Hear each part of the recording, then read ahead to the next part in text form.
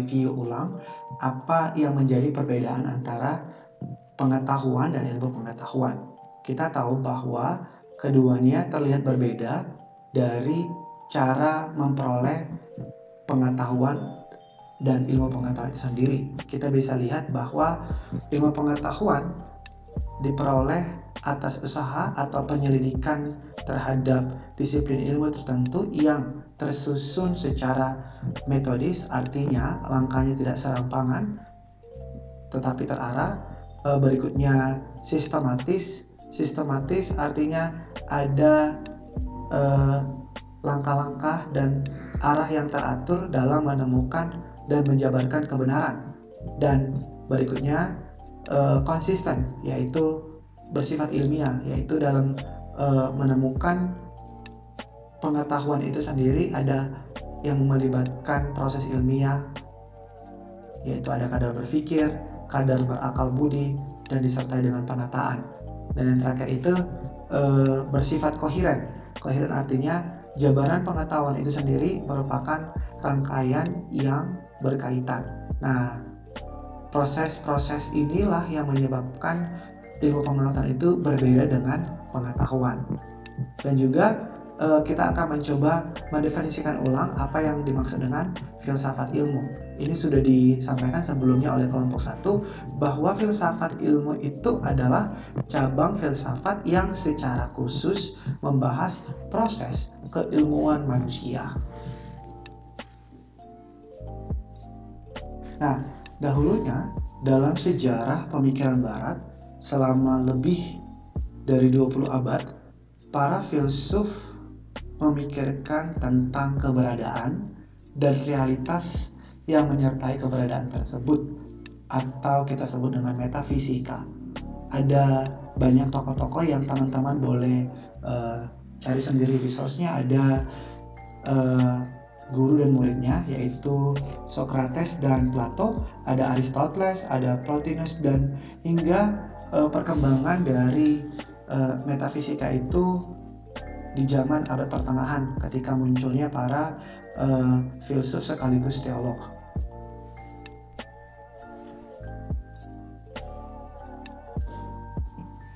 Temuan-temuan metafisika dan filsuf abad pertengahan itulah yang mendorong salah seorang tokoh, yaitu René Descartes, memikirkan suatu hal yang sangat mendasar, yaitu dari mana sih datangnya pengetahuan itu. Dan dia memunculkan sebuah pemikiran bahwa pengetahuan muncul karena rasio atau proses berpikir. Ini melahirkan paham rasionalisme yang kemudian ditentang oleh David Hume dan teman-teman yang mengatakan bahwa pengetahuan itu sendiri berasal dari pengalaman manusia atau yang kita kenal sebagai paham empirisme.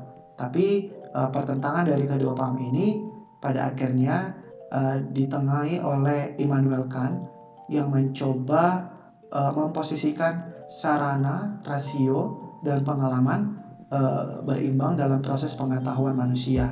Ini kita kenal dengan criticism oleh Immanuel Kant. Perkembangan kajian epistemologi atau pengetahuan mencapai puncaknya pada zaman Renaissance, di mana para filsuf yang sekaligus ilmuwan lebih tertarik menyelidiki bidang kefisikaan. Teman-teman bisa lihat contoh, ada beberapa contoh yang kami tuliskan, yaitu ada Copernicus yang menentukan paradigma geosentris, ada Galileo Galilei dengan hukum kecepatan dan hukum geraknya, ada Newton yang banyak menghasilkan hukum-hukum fisika. Nah, ilmu fisika pada akhirnya memisahkan diri dari induknya yang sebelumnya adalah filsafat alam, di mana filsafat alam ini membicarakan apa hakikat alam, dan kemudian dengan adanya ilmu fisika, maka ilmu fisika ini kemudian mendalami kekuatan metodologi penyelidikan hukum-hukum alam pada perilaku alam. Berikutnya kami akan mencoba mendiskusikan apa yang menjadi problema dalam filsafat ilmu. Sebenarnya bahan ini akan secara mendalam dan komprehensif didiskusikan oleh kelompok-kelompok yang akan datang, tetapi kami mencoba untuk mengintroduksinya. Yang pertama, filsafat ilmu mempelajari struktur fundamental ilmu itu sendiri. Struktur fundamental ilmu itu sendiri adalah hakikat ilmu itu sendiri. Perspektif digunakan untuk memahami objek kajian suatu ilmu. Satu perspektif bisa digunakan untuk beberapa ilmu karena mereka memiliki objek kajian yang sama. Berikutnya adalah theoretical framework. Theoretical framework adalah hal yang bisa menguji kekonsistenan sebuah konsep atau teori-teori keilmuan. Kita mengetahui bahwa penemuan-penemuan besar dalam sejarah ilmu pengetahuan yang bersifat revolutionary itu selalu mengubah theoretical framework atau kerangka teori sebelumnya.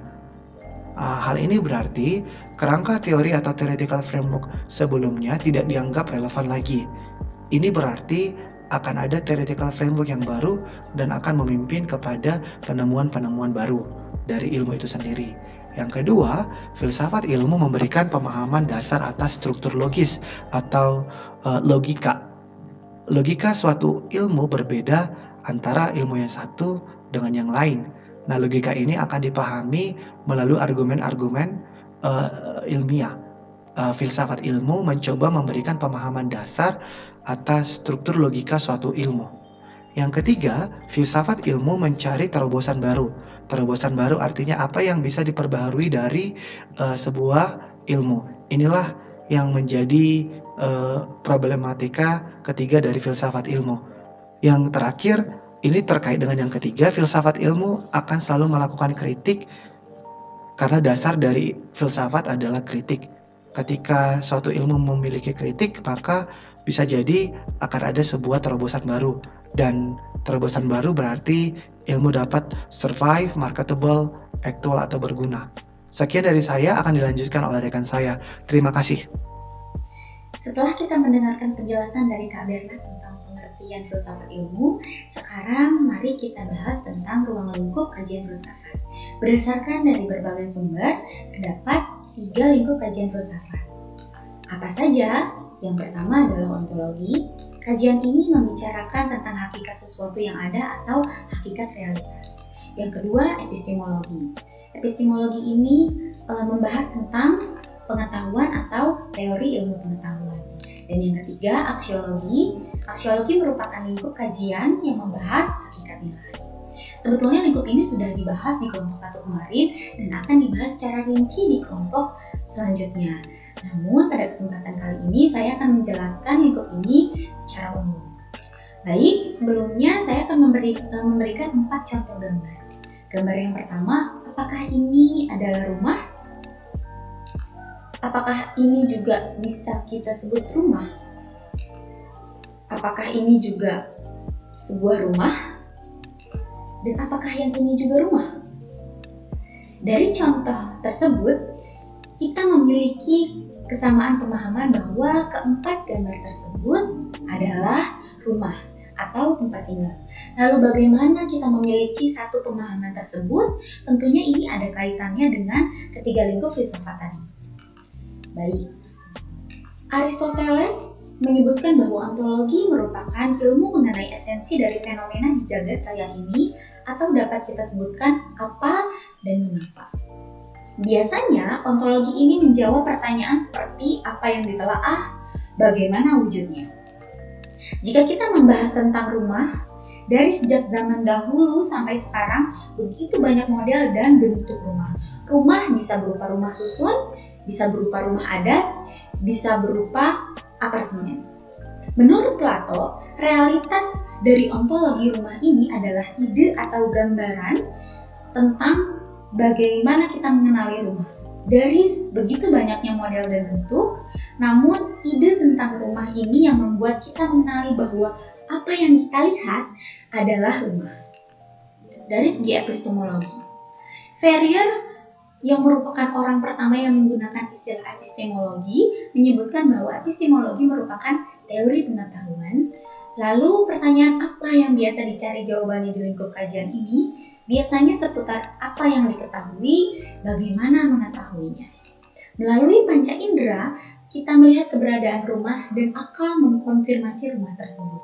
Melalui epistemologi ini pula lahirlah ilmu yang mengkaji bangunan seperti arsitektur dan ilmu teknik bangunan.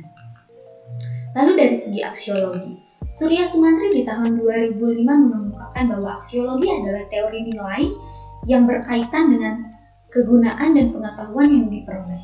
Selain itu, lingkup ini juga mengkaji nilai-nilai yang berangkat dari argumentasi terhadap makna-makna yang diciptakan oleh manusia terhadap kegunaan ilmu pengetahuan dan teknologi.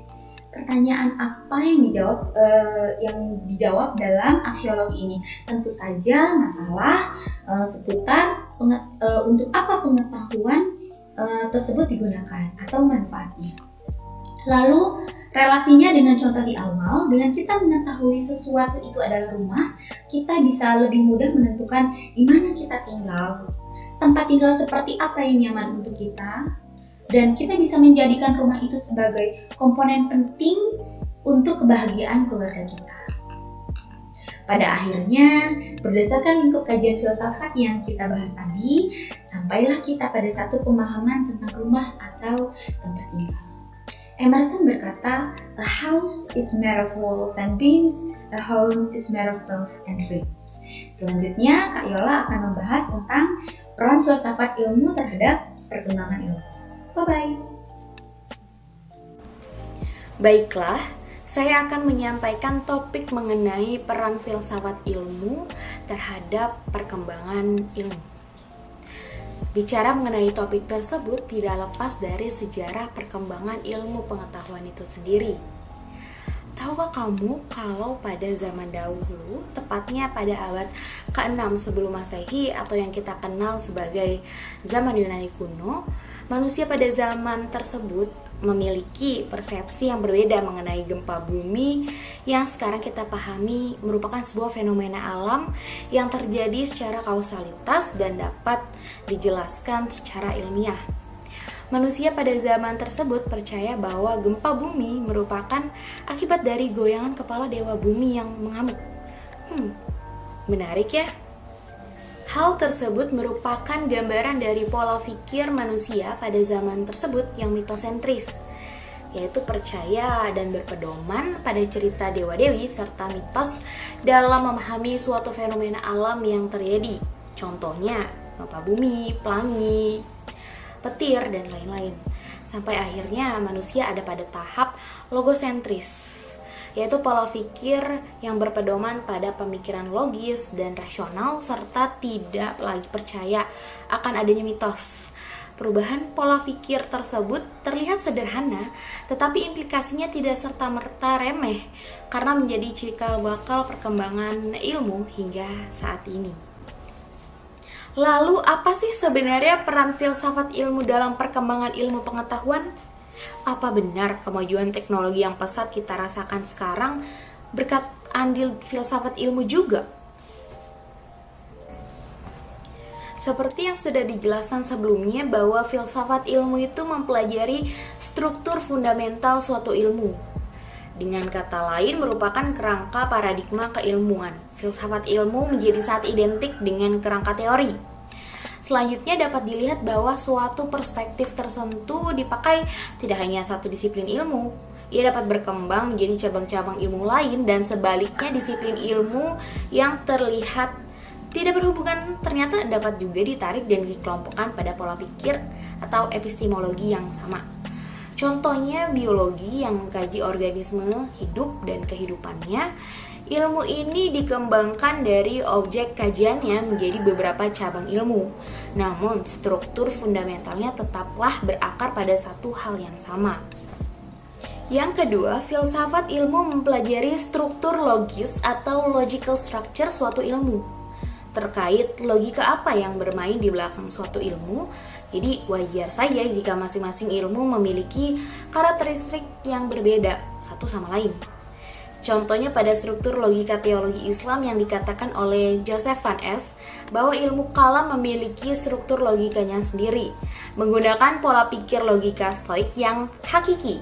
Jadi jelas berbeda dengan logika Aristoteles yang bercorak demonstratif. Yang ketiga, mencari terobosan baru agar suatu ilmu tetap eksis. Sesuai dengan sifat heuristik dari filsafat dengan tujuan agar suatu ilmu tetap dapat bertahan dan berguna seiring perkembangan zaman. Contoh konkretnya bisa dilihat dari sistem penyimpanan data. Pada mulanya kita mengenal yang namanya floppy disk atau disket yang berukuran besar, namun daya simpannya sangat kecil. Pertanyaan-pertanyaan yang dimunculkan berkat peran filsafat ilmu bisa jadi seperti apa yang harus diperbaiki, ditingkatkan, bagaimana agar penyimpanan data dapat lebih mudah untuk dibawa, lebih mudah digunakan, bagaimana pemecahan masalah dari terbatasnya ruang simpan yang tersedia, sehingga sekarang kita dapat menikmati teknologi yang bernama flash disk atau flash drive. Walaupun floppy disk sudah tidak eksis, namun dasar ilmunya tetap berguna sampai saat ini dalam bentuk lain yang lebih canggih. Dan yang keempat, melakukan kritik atau analisis kritis. Walaupun istilah kritik konotasinya seakan hanya mencari masalah, maksud dari sikap kritis tersebut adalah untuk memahami duduk persoalan. Kritik juga merupakan sifat dasar filsafat. Kilas balik ke beberapa abad yang lalu, jika Nikolaus Kopernikus tidak bersikap kritis pada otoritas gereja Roma dengan paham geosentris mereka, mungkin saja sampai sekarang tidak ada yang tahu bahwa pusat tata surya adalah matahari, serta akan ada berapa puluh cabang ilmu yang mungkin akan menjadi nihil jika saja Kopernikus tidak mempertanyakan keganjilan teori geosentrisme tersebut dan mengutarakan teori heliosentrismenya dengan segala konsekuensi yang ia terima.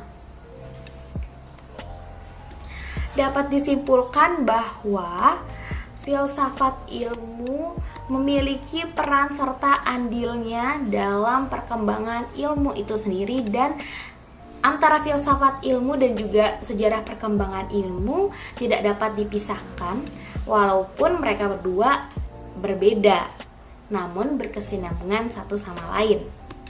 Dapat disimpulkan pula bahwa peran filsafat ilmu terhadap perkembangan ilmu yaitu ilmuwan menyadari keterbatasan dirinya dan tidak terperangkap ke dalam sikap arogansi intelektual, sehingga akan menajamkan spesialisasi ilmu pengetahuan dan berkembangnya ilmu pengetahuan secara pesat sampai saat ini. Jadi sudah terbayangkan apa saja peran filsafat ilmu dalam perkembangan ilmu pengetahuan? Jika saja pertanyaan-pertanyaan kritis dan kajian ilmiah tidak pernah ada, entah akan jadi seperti apa kita di zaman ini. Sekian dari saya, terima kasih atas perhatiannya. Mohon maaf jika ada salah kata dan kekurangan. Terima kasih.